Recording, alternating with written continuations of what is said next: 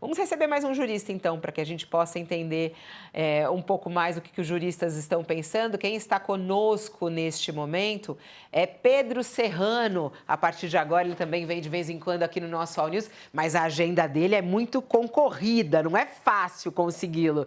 Mas hoje ele está aqui conosco. Seja bem-vindo, boa tarde. Boa tarde a todos, foi um prazer imenso estar por aqui.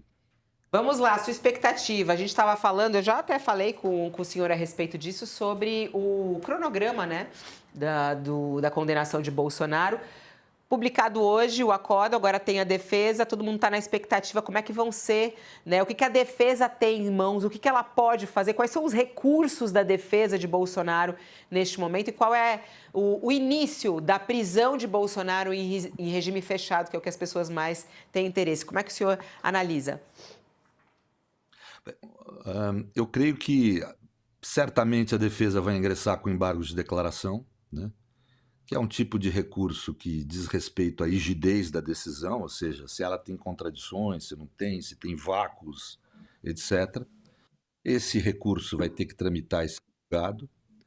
Se no julgamento desse recurso sobrevier alguma falta de rigidez, é possível entrar com novo embargos, né?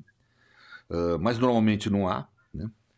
O relator isoladamente pode decidir por não apreciar esse novo embargo. Primeiro, ele é obrigado a pôr na turma, o segundo, não, né?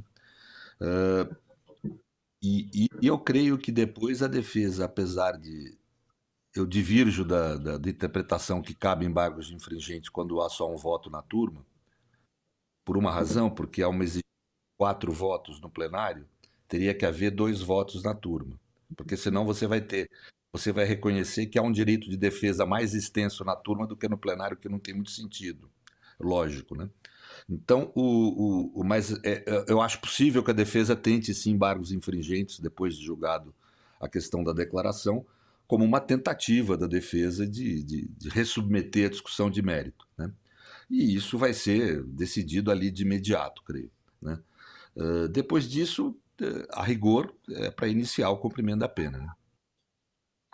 Agora, doutor Serrano, para aproveitar o seu conhecimento, nós estamos diante de um fato consumado, porque ficamos nós aqui discutindo, tem embargo de declaração, tem embargo infringente. Nós estamos falando de um julgamento que foi observado pelo país em minúcias, né?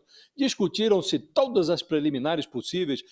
Não devia ser no Supremo, mas na primeira instância. Se ficar no Supremo, tem que ser no plenário e não na turma.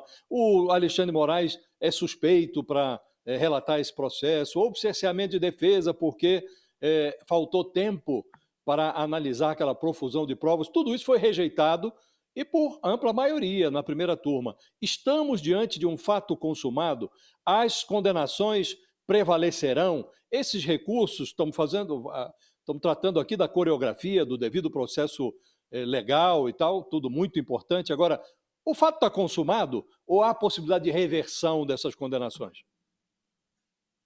Eu não tenho nenhuma dúvida íntima que é absolutamente consumado o fato. Quer dizer, você tem provas candentes, provas muito intensas de que houve um crime, uma organização criminosa que cometeu crimes graves contra a democracia no Brasil, numa tentativa de golpe, né?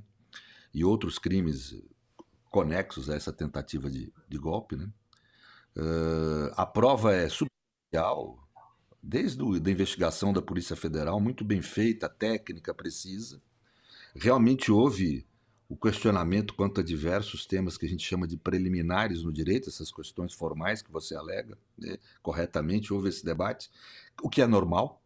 Eu não conheço nenhum caso criminal em que haja advogados tão bons quanto esses que os réus tiveram, em que não haja esse tipo de debate. É corrente isso na justiça penal, não tem nada de novo, né? Mas a realidade é a seguinte, sem mimimi, o fato está mais do que provado. Houve um crime de organização criminosa, de tentativa de golpe de Estado no Brasil. Se tentou iniciar uma ditadura no Brasil, o que é algo muito grave, não apenas porque termina com a democracia como forma de decisão, mas porque termina com a democracia como direitos, ou seja, desumaniza a todos os brasileiros e a cada um. Por direito, ser humano é um corpo protegido por direitos. Uma ditadura retira esses direitos e deixa o corpo sujeito à violência estatal de forma imediata e bruta, né?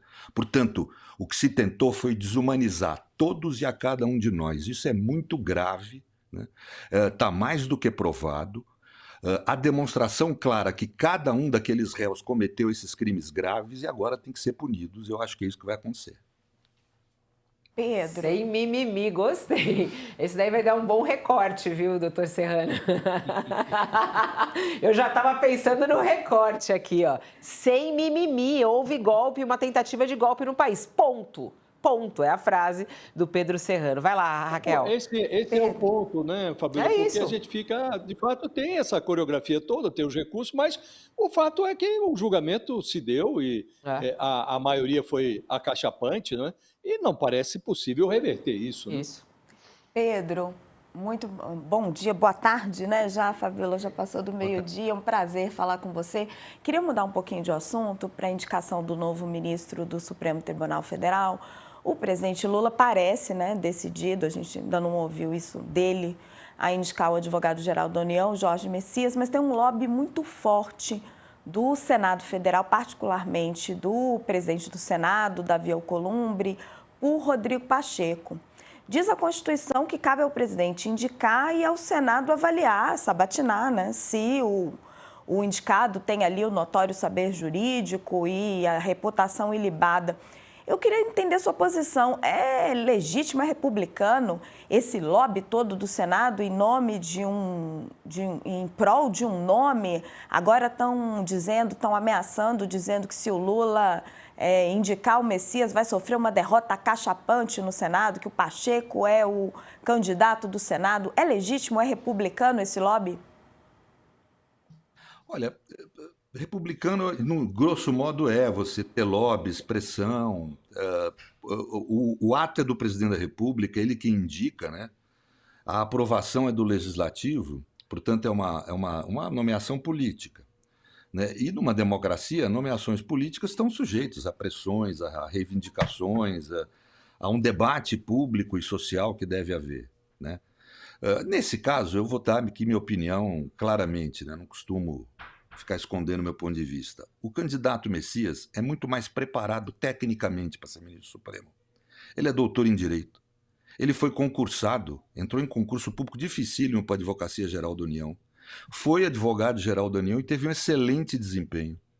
Portanto, é um sujeito que cumpre integralmente, o que muitas vezes não é comum em nomeações para o Supremo. Nem todos cumprem os requisitos do notório saber. Messias cumpre, né? Eu entendo que um senador queira ser ministro do Supremo, mas o fato de ter sido senador não contribui para a sua notória especialização em si. É um cargo político e não um cargo técnico-jurídico. Portanto, acho que a decisão do presidente Lula, caso indique o ministro Messias como candidato, é uma decisão absolutamente correta e adequada. Mas sofrer pressão, ter que convencer os senadores, isso é parte do processo de nomeação. É absolutamente legítimo. Eu não vejo nada de ilegítimo nisso, sinceramente. Agora, acho que há um certo excesso quando a gente fica falando, não, está havendo uma grave reação do Senado. Nós já tivemos nomeação para ministro do Supremo que ficou aguardando 11 meses para ser deliberado. Por enquanto, nem houve indicação ainda. Nós estamos muito no começo para falar numa... né, o que existe é algo cheio de som e de fúria que pouco significa, por enquanto. Doutor Pedro, e em relação à pressão da sociedade por diversidade, né? O senhor está falando agora sobre a questão técnica envolvendo o nome de Messias, e o senhor falou um ótimo jurista, né? Tem tudo para estar lá. Mas e a diversidade? Esse não é um ponto? Lula já disse que esse não vai ser o ponto da escolha dele. Então, quer dizer, já jogando um balde de água fria aí nas pessoas. Mas há muita pressão por parte das mulheres, principalmente. Ainda melhor se for uma mulher negra. Não falta diversidade no Supremo? Falta diversidade na sociedade brasileira, na estrutura de poder da sociedade. Todos os poderes têm esse problema e é uma questão a ser debatida. É mais um elemento que deve haver pressão, reivindicação, é absolutamente legítimo.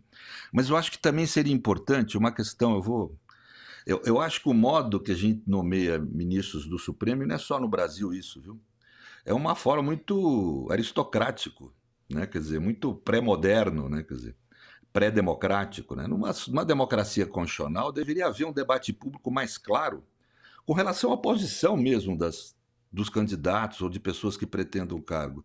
A gente deveria saber com mais publicidade, mais clareza, o que pensam cada um desses cogitados em relação aos principais temas, inclusive essa que você está levantando, a igualdade de gênero, mas outras várias questões que é muito relevante a gente saber do ministro do Supremo. Quer dizer, às vezes ter uma mulher indicada para o Supremo, por exemplo, que seja contra o aborto, eu não sei se é tão vantajoso para o gênero feminino, né? Nós temos que discutir, né? Então essa discussão deveria ser mais pública. Eu acho que essa que é a essência, né? Deixar de haver esse papo curvo de Brasília, essa pressão que há nos bastidores, e passar a ser mais público. Onde há luz, há mais democracia, há mais civilidade. Tem que trazer mais luz para essas nomeações. E isso não é um problema desse governo, é um problema clássico, histórico nosso e de muitos outros países, inclusive, em nomeação, esse tipo de nomeação, né? Quer dizer, costuma haver muito mais um debate nos bastidores do poder do que um debate público a respeito quando a decisão é política, né? Não é uma adesão pessoal do presidente. O presidente foi eleito, então ele fala em nome dos seus eleitores e da sociedade brasileira como um todo, né? Então, esse debate deveria, a meu ver, ser mais público.